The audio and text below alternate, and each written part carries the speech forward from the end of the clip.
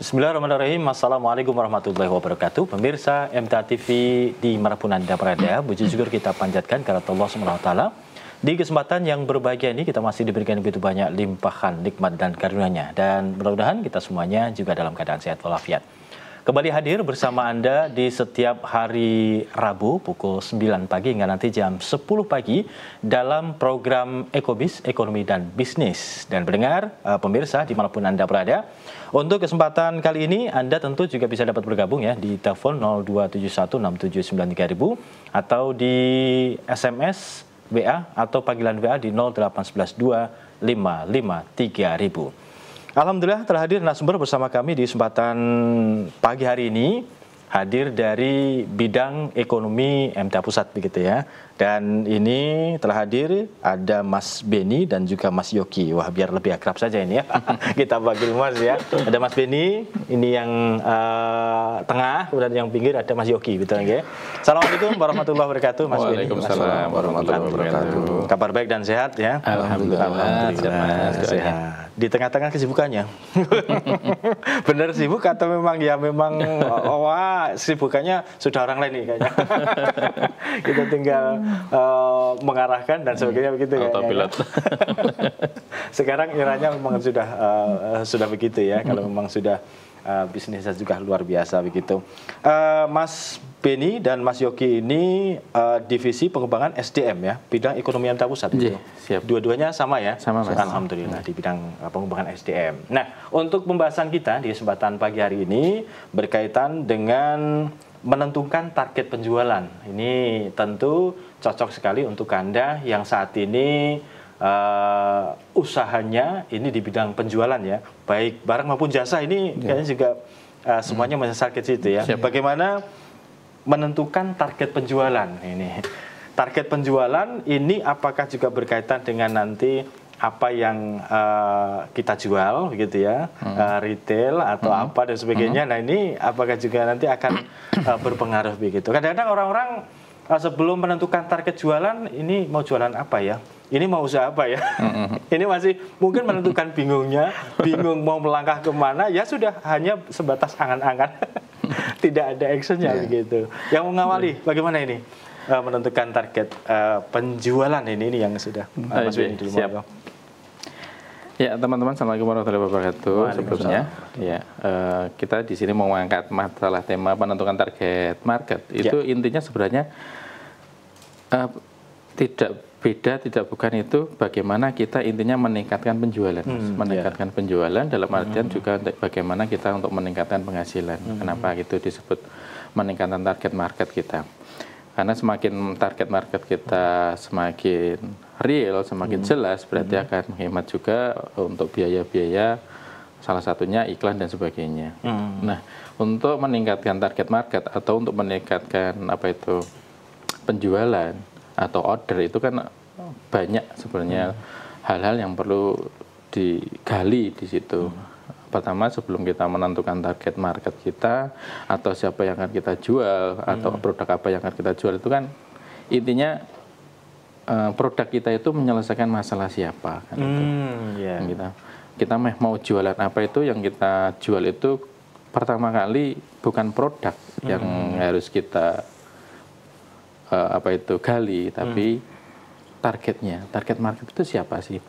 Yang mau kita jual itu siapa? Karena setiap produk itu tidak mungkin bisa menyelesaikan semua market.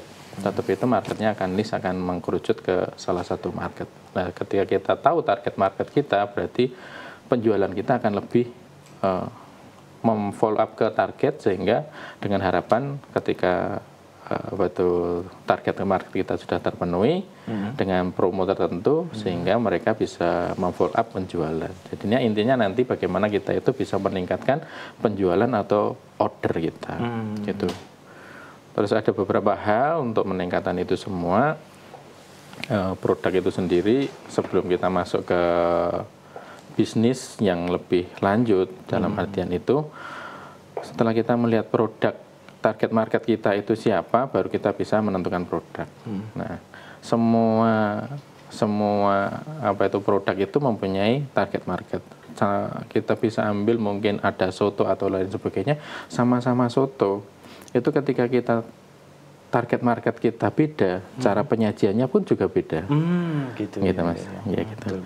Kan ada soto yang dijual dengan harga lebih murah karena target market mereka ya kembali ke menengah ke bawah, misalkan, gitu ya. Terus nanti biasa pelayanannya juga beda, walaupun soto si A itu kok ramai banget padahal harganya mahal, yang datang malah lebih ramai daripada soto yang harganya lebih murah. Kenapa? Karena dia sudah menyesuaikan target marketnya, gitu Mas. Ya. Jadi yang menjadi poin ini adalah di target marketnya nanti itu untuk siapa gitu ya. Gitu. Misalkan bikin jualan ketika berada di rumah saja, berarti apa yang menjadi kebutuhan orang-orang sekitar misalkan gitu ya. Nah, itu bagaimana gitu atau gitu. Pertama itu menentukan target marketnya itu. Nah, untuk menentukan target market itu sebenarnya bisa di grounding, bisa diturunkan lagi siapa sih yang mau kita jual produk ini. Itu kan tidak mungkin produk itu untuk semua customer atau semua kalangan itu tadi ya. Jadi kita bisa menentukan jenis kelamin, jenis usia, jenis geografis, penghasilan.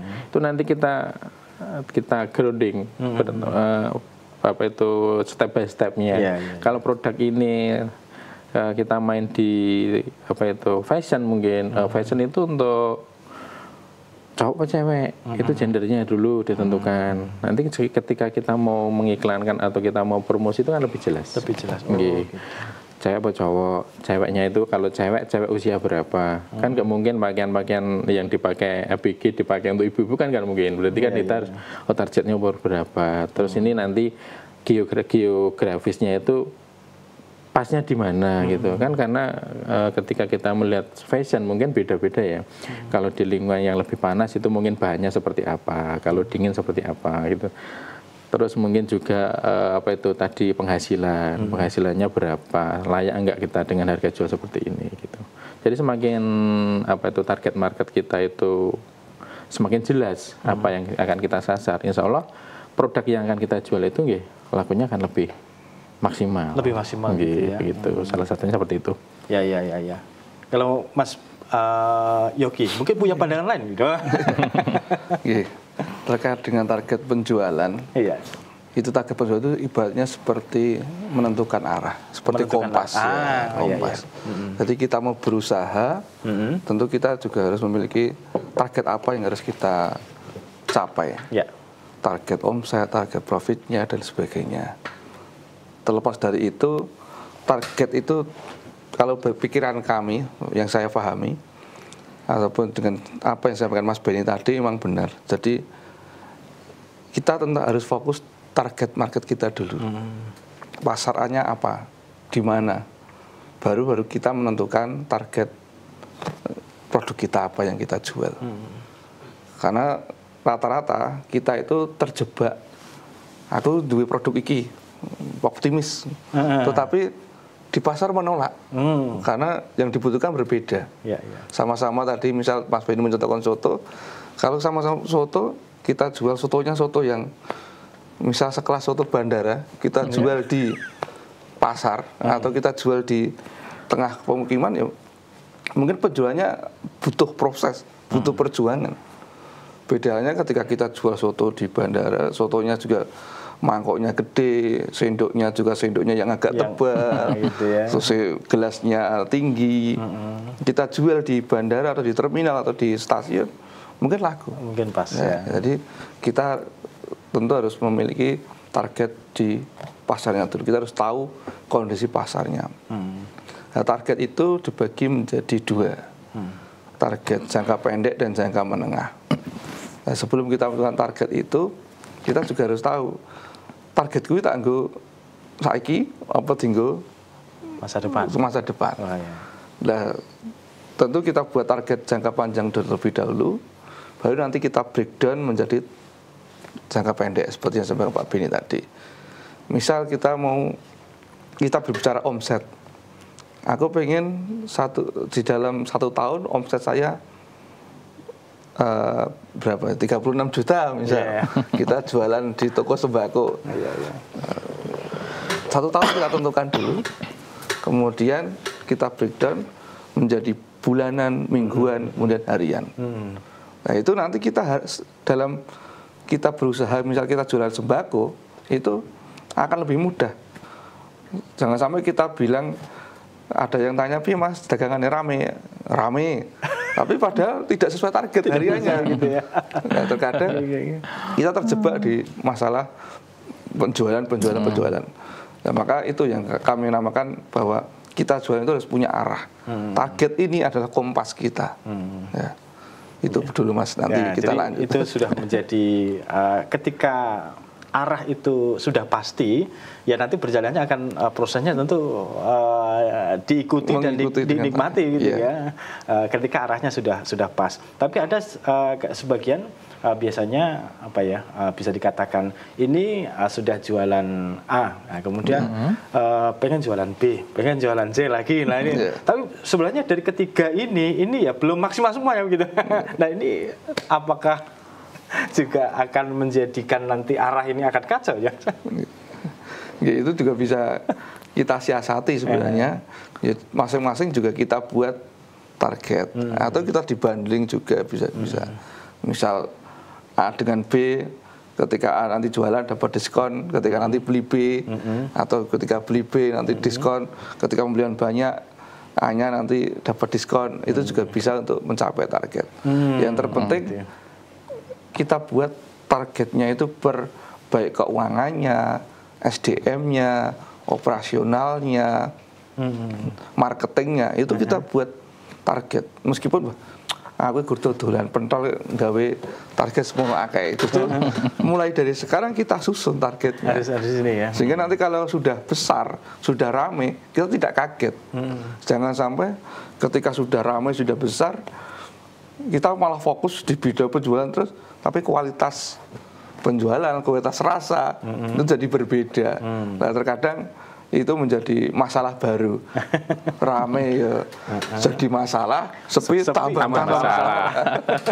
Ya, makanya harus kita susun target itu sedemikian penting. Jadi kita tingkatkan kapasitas dirinya. Jadi menentukan target itu penting. Sebetulnya tadi misalkan penjual pentol begitu ya. Saat ini beberapa tempat mungkin pentol ini sekarang sudah menjadi sangat istimewa gitu ya. Istimewa, bahkan ada satu misalkan juragan yang memang luar biasanya gitu ya, beredar kemana-mana dan itu satu tempat itu ternyata gitu. Dan itu strategi untuk memenangkan pasar itu sebenarnya bagaimana sih Mas?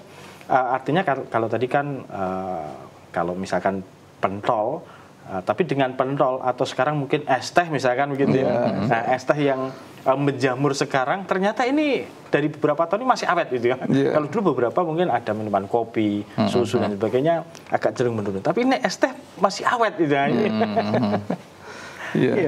Jadi rata-rata emang yang kita jalankan itu memang perlu target. Baik pentol, es teh atau usaha yang lain. Ya tentu targetnya itu ya kita buat sedemikian hingga jelas dan detail. Artinya jelas itu, wah aku dodol es teh targetku 10 juta per hari misalnya. Nah, kadang targetnya ya ada, tapi ya perlu kita detailkan lagi. Ya kalau untuk pemula mungkin untuk kita, artinya kita baru belajar menentukan target apa yang kita dapat hari ini, ya mungkin kita targetkan 2 atau 3 kali lipat. Misal hari ini saya belum dapat ilmu tentang target 1 juta, saya sudah dapat ilmu target penjualan, ya 2 atau 3 kali lipat, 2 atau 3 juta kita buat target, terus kita susun targetnya dengan jelas, bagaimana pemasarannya. Oh, minggu pertama saya jual es teh, target saya ingin dapat 3 juta, berarti marketing saya apa, itu kita susun targetnya. Targetnya saya harus silaturahmi ke tetangga sekitar. Minggu berikutnya silaturahim sebar brosur dengan target sekian dan sekian. Jadi ada perbandingan. Itu Mas. Ya, kalau saya menambahi ya target market tadi seperti yang disampaikan Mas Yongki tadi udah bagus ya. Tapi ketika kita sudah berbicara target market tadi, sudah fix dengan target marketnya, berarti kita harus menentukan produk. Produk apa yang akan kita buat. Setelah kita arti ini target saya, produknya apa kan gitu. Untuk mencapai produk biar produk itu dibilang market fit itu bagaimana? Produk itu benar-benar ada rasanya, ada niche, orang itu beli, menilai ini layak untuk dijual itu bagaimana saja. Sehingga kita produk itu selain marketing, produk itu adalah salah satu komponen nomor 1. Gitu, ya. Jadi bagaimana kita menciptakan produk yang benar-benar wow. Gitu, setelah produk itu kita sudah benar-benar yakin dengan produk, uji tes taruhlah kuliner dari 10 audien yang kita kasih gratis, taruhlah itu bagaimana beliau menilai dengan ibaratnya real, ini sudah layak jual. Dari 10 mungkin sudah 8 yang menilai layak jual, oke kita jual. Setelah kita menjual, kita sudah tahu produk kita yakin untuk kita jual, berarti kan kita harus menentukan bagaimana kita untuk memarketingkan sebuah produk itu tadi. Nah, untuk memarketingkan sebuah produk itu, setelah produk itu benar-benar real, sudah market fit, siap untuk dijual, ada beberapa hal yang perlu diperhatikan. Salah satunya bagaimana produk itu diketahui orang.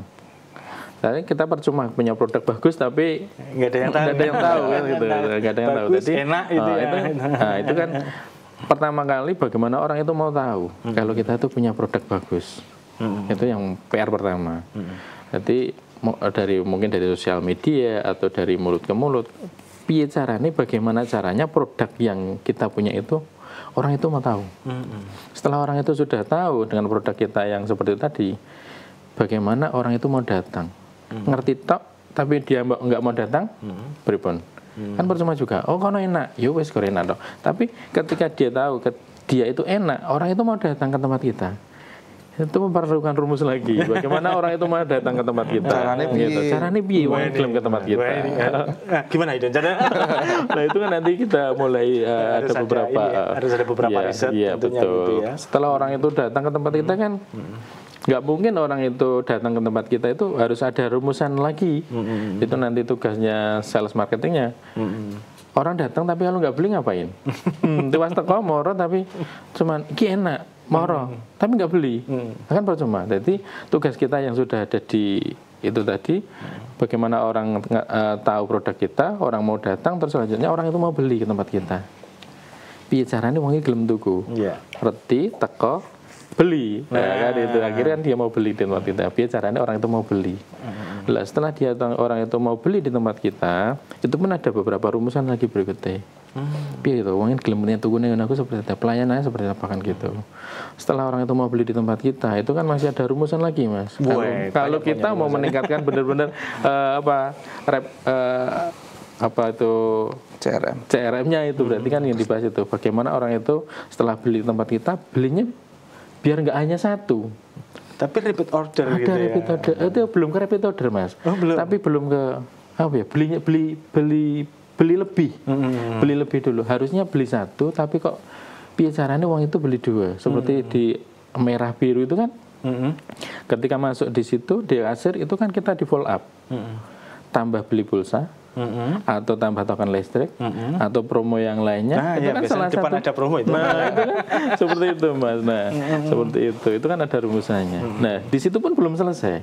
Sebenarnya untuk bagaimana kita sampai target market atau target penjualan kita bisa benar-benar yang sesuai kita inginkan. Setelah di situ orang itu beli ke tempat kita, belinya lebih banyak, ada nanti ada itu tadi repeat order. Bagaimana orang itu bisa beli lagi itu? Kenapa di merah kuning itu ada yang namanya member? Nanti ketika beli berapa kali ada bonusan apa? Itu kan salah satu rumusan biar orang itu balik ke situ lagi. Kan itu. Jadi memang harus ada ini ya rumusan dan itu apakah juga bisa dilakukan ketika memang misalkan kita ya bahasanya kita usaha ngedep toko kelontong di rumah misalkan gitu. Apakah juga bisa berlaku sebenarnya? Bisa, Mas. Bisa. Nah, itu kan dari itu nanti benar-benar tumbuh sesuatu hal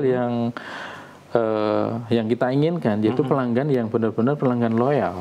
Pelanggan loyal yang benar-benar nanti kalau sama-sama beli kalau tidak di tempat kita atau ibarat kayak kuliner lah. Sampean kuliner biasa makan di salah satu titik. jenengan bepergian dari manapun mesti nanti yang dituju Mampirnya titik itu, tetap ya. situ lagi. Oke. Lah di situ. Iya. Jadi pelanggan loyal, terus setelah pelanggan loyal itu loyal, dia itu mau mempromosikan tanpa kita harus suruh. Ngene kono lho enak, ngene kono lho pelayanannya bagus, ngene kono lho. Nah, itu kan yang ditimbun pelanggan loyal ya. Itu yang sebenarnya yang kita inginkan. Setelah itu semua terwujud, insya Allah nanti penjualan akan selalu repeat order. Dan dari 7 jurus itu tadi nanti ada rumusnya satu-satu Mas. Itu biar orang mau datang itu seperti apa atau biar orang tuh ngerti seperti apa atau itu ada rumusnya satu-satu juga. Artinya nanti. kan untuk menentukan target itu ternyata tidak hanya jumlah produk yang didapatkan gitu ya, betul. tapi bisa jadi kepuasan pelanggan itu juga sangat menentukan ya. Treatmentnya Gitu. Itu Mas, salah satu nih. Itu untuk untuk marketingnya lah nanti lain waktu mungkin bisa kita bedah satu-satu bagaimana orang itu biar mengerti dan bagaimana itu Mas. Tapi ini masih sebatas bagaimana menentukan target pasar gitu ya. Betul. Nah, kita lanjutkan lagi nanti ini Mas Beni dan Mas Yogi ya. Kita rehat dulu nih.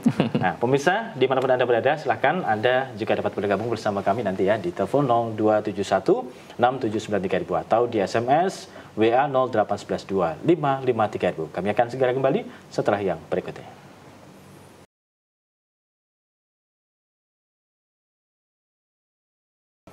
Baik, pemirsa Anta TV dimanapun Anda berada, terima kasih untuk Anda yang masih bersama kami. Tentu masih di program Ekobis, Ekonomi dan Bisnis. Masih bersama dengan bidang ekonomi MTA Pusat, ada Mas Beni dan juga Mas Yogi. Kita lanjutkan perbincangan kita ini, Mas Yogi, Mas Beni ya, tentang bagaimana menentukan target pasar ya. Jadi intinya pokoknya penjualan itu bisa maksimal. Jadi kan bisa menambah pundi-pundi kekayaan gue gitu ya. Ibaratnya begitu ya. Kemudian yang menjadi selanjutnya, masalah selanjutnya adalah apakah memang ketika orang yang awam tentang dunia usaha begitu ya, ketika kita ingin melakukan usaha itu, apakah kita menentukan produk dulu, apakah kita akan menentukan target pasar dulu ini Mas. Misalkan kita sukanya sebenarnya pengen misalkan jualan tentang otomotif misalkan, peralatan sekolah otomotif misalkan, tapi targetnya nanti masih bingung misalnya, atau menentukan pasar dulu, pasarnya ternyata di sini itu butuhnya perlengkapan rumah tangga dan sebagainya begitu misalkan, bagaimana ini? Siapa dulu? Mas tidak ada yang salah sebenarnya Mas. Tidak ada yang salah. Ini kalau dalam hal ini tidak ada yang salah. Tidak ada yang salah. Ketika panjenengan teman-teman semua kalau mau menentukan target marketnya dulu, siapa yang harus membeli produk kita, juga nggak salah. Itu akan, tetapi di situ akan mempunyai kelebihan daripada kita mempunyai produk dulu. Karena ketika kita sudah ngerti target market kita, siapa yang membeli produk kita, itu kita akan lebih mudah untuk menentukan produk. Gitu.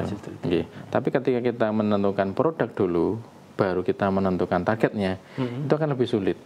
Karena nanti kita akan mencari targetnya itu ya lebih sulit ketika kita memang sudah tadi kita taruhlah jualan soto kita target menengah ke atas dibikin di sini, terus lingkungan kita itu lingkungan penjualan menengah ke bawah, itu kan akhirnya nanti kita harus bicara nih ya untuk mendatangkan orang yang kelas menengah ke atas ini mau datang ke tempat kita kan sebenarnya nggak ada yang salah, tapi memang effortnya nanti akan beda gitu, gitu, Mas. Orang-orang menengah ke bawah mau masuk ke rumah makannya masih agak ragu-ragu. Ya, betul. Masuk nggak nih gitu mungkin.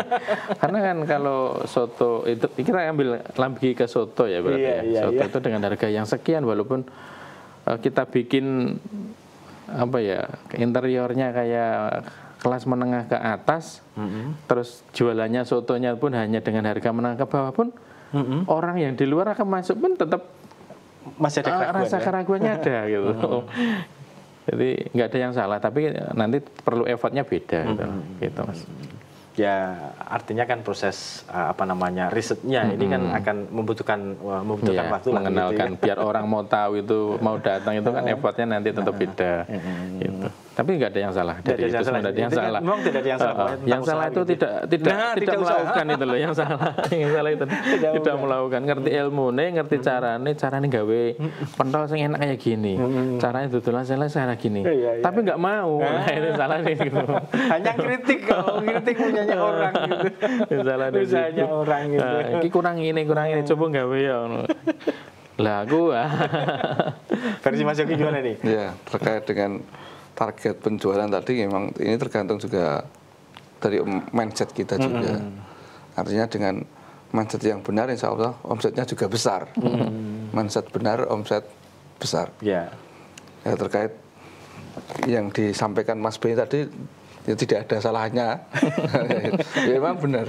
Tergantung kita dimulai dari mana. Jadi dalam penjualan itu kan dibagi menjadi dua. Ada soft selling dan hard selling. Soft selling itu penjualan secara halus. Ya, kalau dalam bahasa yang sekarang trennya kan modus. Kita jualan untuk update status, misal kita main di medsos, ya kita tidak serta-merta misal kita punya produk es teh. Kita tidak serta-merta harus menampilkan es teh kita di medsos terus. Tetapi tetap ada soft selling dulu. Misal jalan-jalan ke mana, kemudian foto gambar es tehnya atau produknya, tanpa kita menawarkan harga, tidak menawarkan produk dan sebagainya. Agar apa? Agar si pembaca itu tertanam. Oh, Mas Beni ke sana, ke salah satu tempat, mesti bawa itu, dimanapun selalu ada. Wah, misalnya itu untuk menanamkan itu produknya. Baru hard selling. Hard selling itu pun juga tidak harus sampai ditembak terus produknya bertubi-tubi, punya produk otomotif baut seminggu baut terus. Akhirnya juga tidak ada yang mau lihat, tidak ada yang mau respon. Bakal mau lihat status balah iki mesti tentang baut iki. Itu dihilang. Sehingga kita tetap bervariasi baik soft sellingnya maupun hard sellingnya, sehingga apa yang kita jual nanti juga bisa akan menjadi bisa besar omsetnya. Kadang-kadang kan ketika kita melihat story seseorang isinya tentang itu saja, malah justru story-nya itu kita hidden. Nggak dilihat kan bisa jadi. Karena semakin banyak, ternyata seharian sampai belasan story misalkan gitu ya. Karena bisa jadi bosan. Mending yang bikin penasaran itu kadang jadi nilai tambah untuk produk kita. Meskipun kita tidak menampilkan produk kita, toko kita, minimarket kita, bengkel kita, tapi dengan variasi soft sellingnya itu bisa menambah kepercayaan kepada publik atau konsumen. Jadi ini termasuk strategi juga begitu kan. Kadang-kadang misalkan kita melihat iklan-iklan yang ada di TV, ini justru tidak, kadang-kadang ada yang tidak melihatkan produknya, tapi ada sesuatu yang tertanam misalkan gitu. Keunggulannya, kemudahannya gitu ya. Dan termasuk ketika kita berusaha di bidang retail pun atau barang yang kita dapat di rumah misalkan begitu ya, itu juga bisa dilakukan ya. Bisa Mas. Nambah sedikit Mas untuk masalah apa itu meningkatkan penjualan tadi Mas, disinggung masalah tadi story dan status dan sebagainya itu dulu pernah kita bincang di sini Mas kayaknya. Oh gitu. Wah ini. Bagaimana kita itu mencari database. Itu salah satu bagaimana kita untuk meningkatkan penjualan. Pernah ya Mas ya kayak dulu ya. Bagaimana tadi setelah beberapa rumusan tadi biar orang datang dan sebagainya itu kita harus endingnya kita harus punya database. Database orang yang telah datang ke tempat kita itu siapa, nomornya berapa, kita simpan. Tujuannya apa? Tujuannya kan ketika database sudah masuk ke kita bisa memfollow up apa yang kita jual berikutnya. Dan secara tidak langsung bagaimana si customer itu juga menyimpan database kita. Kan gitu Mas. Semakin banyak database kita yang masuk, tersimpan, semakin banyak orang yang lihat story kita, berarti akan peluang untuk laku itu akan lebih. Kan seperti itu. Lah, ketika kita sudah punya database apa didiamkan Mas? Ya enggak. Ketika database sudah masuk, kita sudah simpan semua, harus dikelola. Lah, cara mengelolanya bagaimana Mas? Cara mengelola ya biar lebih organik, kita juga menyiapkan waktu untuk memfollow up mereka dari teman-teman atau database yang sudah masuk ke tempat kita. biasanya kita story hariannya kita jualan soto dan sebagainya atau kuliner yang lainnya, ada customer yang bikin story apapun, ya jangan bosan-bosan kita nge-like, kita komen, kita like, kita komen kan. Luangkan waktulah untuk itu. Karena dengan ada interaksi seperti itu tujuannya apa? Tujuannya ketika kita bikin story di WA tadi, secara otomatis berada kita itu kan akan di atas, Mas. Berarti kan kita posisi di atas itu akan terlihat. Bagaimana ketika orang itu melihat story kita, baru itu proses bagaimana orang bisa tertarik dengan apa yang kita bikin di story itu. Itu salah satu trik untuk peningkatan penjualan. Iya Mas ya. Itu udah pernah kita Mas ya. Pernah didiskusikan di sini. Iya, tapi bagaimana teman-teman itu harus benar-benar database itu sesuatu yang penting banget. Sesuatu yang penting banget. Ujung-ujungnya database. Betul. Sama ujungnya duit. Ya memang itu ya. Tapi bagi kita orang yang berdakwah tentu ketika usaha lancar, duit lancar, dakwah juga lancar. Gitu ya. Ini yang terpenting yang menjadi catatan kita semuanya. Beliau kan nyarankan juga ilmu, kesehatan sama ekonomi kan itulah. Insya Allah mudah-mudahan dengan ekonomi lancar, terus pendidikan lancar, usahanya juga lancar, dakwah insya Allah lancar. Termasuk beliau-beliau ini juga pelaku usaha begitu kan, praktisi gitu ya. Ini sebagai informasi gitu. Kalau Mas Benny ini di bidang usaha apa? Saya ada minimarket. Oh, minimarket. Terus kita juga ada seluler counter, terus ada fotokopi, dan kita juga ada barbershop. Wah, berarti ada beberapa ini ya, ada beberapa ini jenis usaha yang manajemennya gimana ini? Berarti memang masing-masing harus gitu ya. Kadang-kadang tadi sempat saya katakan ada beberapa usaha ternyata jadi kacau semua ini. Nah ini termasuk ilmu juga nanti. Nah ini ahli nih. Ahlinya ini ada. Beliau ini pakar SDM nih. Gimana? Sistemasi sama SDM. Praktisinya di bidang apa ini? Beliau mempunyai karyawan lebih dari 160-an. Jadi untuk pengelolaan karyawan beliau lebih ahlinya. Gimana Mas Benny? Kalau Mas Benny, Mas Yogi, Mas Yogi usahanya di toko spare part. Toko spare part. Ya, sama penjualan BBM. Oh, penjualan BBM. Iya. Wah, ada beberapa gram mesti ya. Gimana Mas? Memanage kan ada beberapa usaha gitu ya. Iya. Artinya kan tidak ya terjun sendiri secara keseluruhan pasti, tapi kan harus ada bagian-bagian part-part tertentu memang harus yang mengatur orang lain gitu kan. Gimana? Biar autopilot.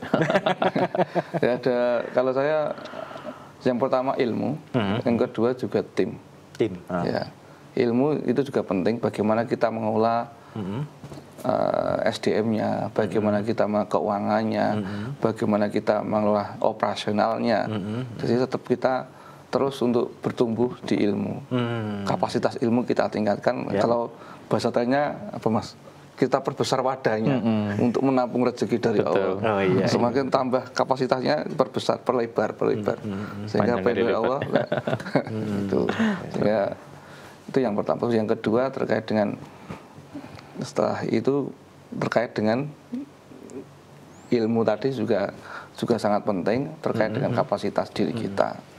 Kemudian tim juga penting karena kita tidak bisa, karena kita ini sudah kita kan makhluk sosial dalam pelajaran itu.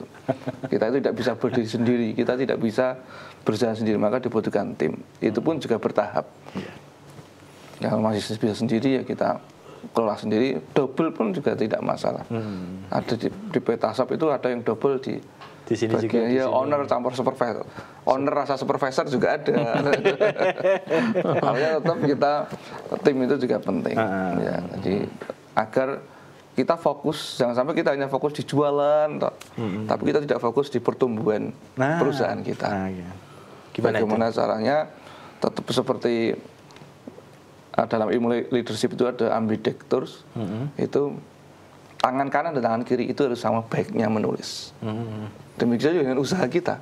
Usaha kita kalau pengen sama baiknya, itu kan tangan kanan itu sebenarnya kita pengen omsetnya bertambah, cabangnya bertambah, kemudian kawannya bertambah, profitnya bertambah. Tangan kiri juga jangan ditinggalkan. Agar untuk meraih semua pertambahan itu tangan kiri juga perlu kita ikut gerakkan, bangun sistemnya, kita belajar ilmu, kemudian kita tambah relasi dan sebagainya. Hanya ambidek ini kanan kiri ini juga terus berjalan, sehingga apa yang kita ciptakan, perusahaan kita bertumbuh, kemudian karyawan kita juga bertumbuh, itu akan terus mencapai target. Dan dengan setiap orang yang memulai usaha itu impiannya ya tetap luar biasa, cabangnya nanti banyak, terus pendapatannya luar biasa begitu kan. Tapi kadang-kadang mereka tidak melihat bagaimana proses yang dilakukan dari awal itu ya, proses membangun, kemudian proses melebarkan sayap satu persatu itu kan membutuhkan waktu, membutuhkan tenaga dan pikiran yang luar biasa tentunya gitu. Dan ini bulan yang tepat, artinya menjelang akhir tahun ini waktu yang tepat untuk kita desain tahun depan berikutnya akan lebih baik. Gitu ya? Bagaimana cara? Aku target tahun depan 2026 sekian. Kemudian omsetnya sekian. SDM saya harus bagaimana untuk meraih itu. Operasionalnya bagaimana? Sehingga ibarat sebuah meja itu kakinya 4 itu tegak semuanya. Ada finance, ada SDM, operasional, marketing, tegak. Meja ini kan kakinya ada 4. Usaha kita juga sama. Jangan sampai salah satu terputus. Walau usahaku cilik mas, usahaku masih bisa ngerintis. Justru mulai sekarang kita desain bagaimana agar lebih besar, lebih bertumbuh, sehingga kita bisa fokus dalam pertumbuhan. Jangan sampai hanya fokus ke satu tok. Artinya satu tok itu aku tak ada duluan terus, padahal rame. Padahal omsetnya besar, ada peluang untuk bertumbuh, tapi kita hanya fokus di situ terus. Justru capek ya, malah justru capek. Karena hanya habis di situ. Padahal ada potensi untuk lebih besar lagi. Cabangnya harus lebih banyak lagi. Oh iya. Karena kan itu berlaku tidak hanya untuk usaha-usaha yang besar. Banyak sekarang itu contohnya tadi pentol itu juga banyak. Es teh, sekarang menjamur itu ya. Satu nama tapi beberapa tempat. Itu kan. Ini hanya es teh, baru es teh gitu ya. Belum lagi nanti usaha-usaha yang termasuk sekarang lagi ngetren itu tuh kopi. Iya kan, banyak kopi keliling dan sebagainya. Dan itu apakah juga menjadi tren itu ya. Jadi usaha di bidang ekonomi juga salah satunya pentolku ya mas ya. Itu juga sudah pentolku ini. Kita branding, kemudian kita buat SOP sehingga mitra-mitra pentolku itu juga bisa berjalan, bisa mengembangkan sayapnya. Nah ini berarti pentolku ini memang juga dalam rangka itu juga ya, mengembangkan itu ya. Nah, berkaitan dengan target pasar gitu ya. Kalau kita mau berbicara banyak lebar, tentu masih banyak lagi nih pembahasannya. List pertanyaan ini belum saya tanyakan semuanya. Listnya masih banyak sekali loh. Ini yang ditanyakan, wah lah ini masih banyak harus. Tapi karena keterbatasan waktu, artinya nanti harus ada pertemuan lagi nih. Pembahasan yang ya sistematis nanti dari awal gitu ya. Mungkin kemarin sudah, ini kita melanjutkan. Berarti pekan depan atau berikutnya nanti akan melanjutkan lagi. Tapi untuk hari ini, barangkali sebagai penutupnya nih. Mas Benny dan Mas Yogi, apa yang ingin disampaikan pesan untuk para pemirsa, pendengar semuanya? Mas Benny dulu. Ya. Sebenarnya usaha apapun itu yang teman-teman geluti baik. Ya, intinya tidak ada usaha yang salah. Ya, betul. Tapi biasanya owner yang bermasalah. Kenapa bermasalah? Stuck, nggak mau belajar, stuck di situ merasa nyaman dan aman. Sekarang dunia begitu cepat berubah mas. Jadi kalau kita nggak mau belajar, ya tetap di situ terus, gitu. Karena itu tidak ada bisnis yang salah, yang ada ownernya yang bermasalah. Yuk tetap kita belajar terus di Ecobis, belajar terus bersama beacon-beacon terdekat. Begitu mas. Baik, Mas Yogi, apa yang dipesankan? Kalau kita ingin omsetnya besar, tentu mindsetnya juga harus benar. Benar ya. Seperti yang saya Mas Benny tadi. Tentu kita harus belajar dan terus belajar. Pengusaha itu untuk mau bertumbuh harus dibutuhkan ilmu. Tidak hanya yang namanya bejo. Bejo itu juga harus kita desain bagaimana biar bisa bejo. Biar bejo terus. Harus kita desain tahun ini, bulan ini waktu yang tepat untuk kita susun strategi bagaimana untuk meningkatkan pertumbuhan kita. Omsetnya, asetnya dan sebagainya. Tentu harus kita desain dengan menargetkan. Jadi jangan sampai kita alergi dengan sebuah target. Tetap kita biasakan waktunya kita target, jenisnya kita target, dan sebagainya. Itu Mas. Ya. Baik, luar biasa ini ilmu yang disampaikannya di kesempatan pagi hari ini. Semoga bermanfaat, Mas Beni, Mas Yogi ya. Dan insya Allah kita lanjutkan di pertemuan berikutnya ya untuk berbagi ilmu selanjutnya. Karena kita akan berbicara dengan praktisi ini akan selalu menarik gitu ya. Karena kalau secara teori, buku dan sebagainya mungkin ada, tapi ketika kita langsung berbicara dengan praktisi, apa yang dilakukan ini juga berbeda lagi. Ya. Teori ini kadang-kadang ya pas, tapi ketika cocokkan dengan ini diaplikasikan kadang-kadang agak meleset sedikit ini ya. Gitu. Sekali lagi terima kasih, selamat beraktivitas kembali ini Mas Beni, Mas Yogi ya. Assalamualaikum warahmatullahi wabarakatuh. Ya pemirsa, MTA TV di mana Anda berada dan mendengar, demikian ya bersama kita untuk program Ecobiz di kesempatan kali ini bersama bidang ekonomi MTA Pusat. Akhirnya kami undur diri, terima kasih bersamanya, mohon maaf atas segala kekurangan. Billahi taufiq wal hidayah. Wassalamualaikum warahmatullahi wabarakatuh. Waalaikumsalam.